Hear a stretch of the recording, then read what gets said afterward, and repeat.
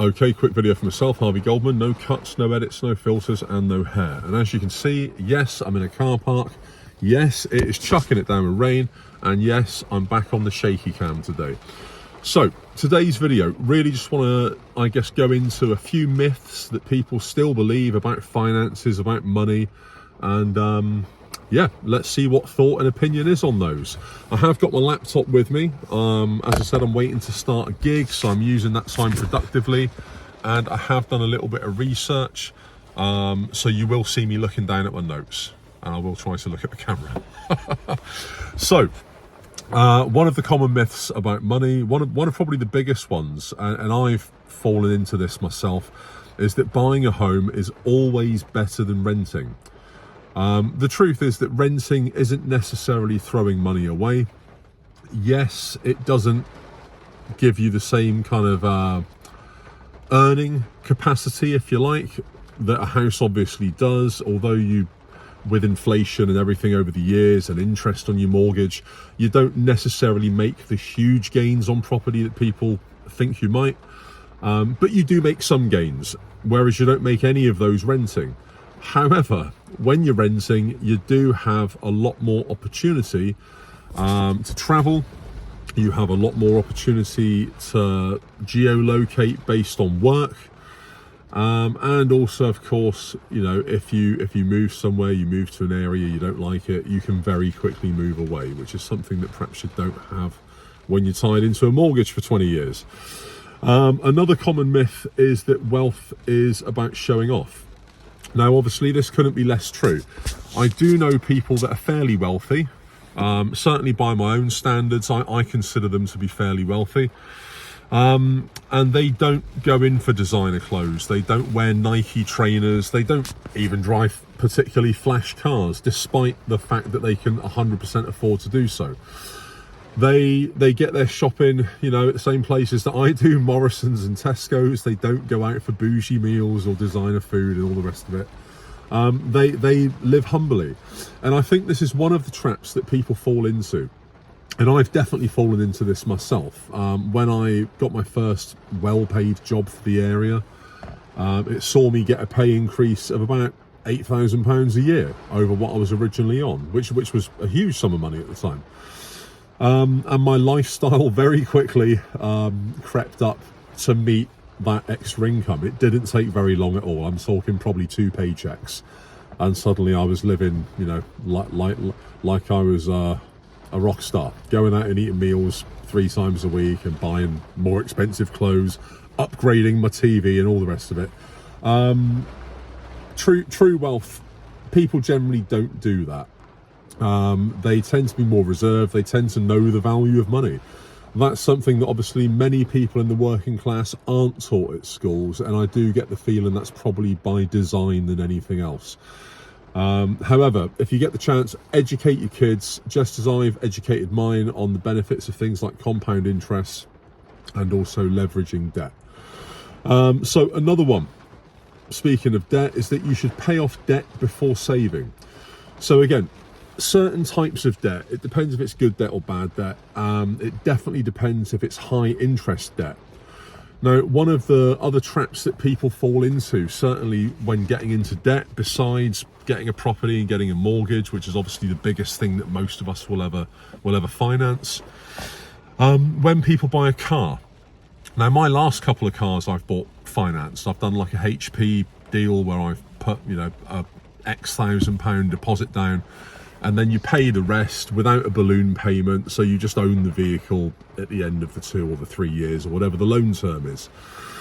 One of the biggest myths I think that I've seen from friends that have bought cars in the same way, and thousands of people do it this way, there's no shame in getting a car on credit, but you do need to consider where the loan is coming from. And I see car dealers that give ridiculous loans. Some of them start at around 9-10%. And they go up to anything around 20%. And you do the math on that over time, it very quickly a £10,000 or £20,000 car could cost you almost double by the time you've paid it off, you know, just 5 years later. So yeah, it's absolutely crazy. Very often through my own experience of this, I found that car dealerships never offer the best deal on a loan. You're much better off just going to your bank and doing it that way. Get a personal loan from your bank. You'll get a much better interest rate. And also, obviously, they're a bit more flexible over the terms. Plus, they know you, so there's very little in the way of credit checks and such like that. It's just more hassle-free. So that's my advice for what it's worth, being somebody that's bought several cars on finance over the years. So the next one is pensions. Now, again, I've been guilty of this myself. I have now reined it in. I can confirm that as we speak, 3 of my pensions have all been rolled into one. I did have, I think it was a something B, I had a Nest, and there was a Smart or Smarty pension. So now I'm just purely in with Smart pension. And what I've done, I've managed to basically diversify where my fund is allocated. So rather than having 98% of it in one sort of location, and then the other 2% split between a couple, I've basically done a 50, 20, 30 split between things like Sharia funds and all the rest of it. So I did take advice on that. It wasn't just something that I did because it looked interesting or fun. And when I say advice, I don't mean I Googled it. I actually went to see a financial advisor. So a myth is that you don't need to worry about your pension, that generally what they've got you on is going to be the best thing for you. That's probably not true. Now, it will largely depend on where you're at in your life. For myself, obviously mid to late 40s. At this point, you tend to be less risk adverse. So where you put your money, you tend to go for safer options. When you're younger, you're probably not that bothered. You've got time. And obviously you're probably open to taking larger risks. So definitely do review your pension regularly, and by regularly, maybe once a year, once every 6 months is enough. It's not something that you can obsess over. It's not worth it. I did recently obsess over my pension, only because I realised I had loads of them all over the place. So I've now consolidated those, and I think that has given me now a much clearer picture of my money. There are going to be fewer charges if I come to take 25% out or whatever, and it's just easier to track. It just makes more sense to have one pension in one pot and then split your investment within that. So those are my takes on it. There are a few other common myths that I've found. I won't go into those right now because I've not fully checked them out. I don't want to comment on something that I've not researched. Basically stuff about the stock market and all the rest of it. But what's your take on this? What are the myths that you want to dispel? What are the myths that you've fallen victim to? You know, let me know in the comments. Really keen to find out. Like I said, for myself, I've been on this YouTube and financial awareness journey, I guess, probably for about 6 or 7 weeks now. Every day's a learning day. I'm certainly no Gary the Economist, not by a long chalk, although I think my accent is much better. But every day's a learning day. All I want to do is level myself up.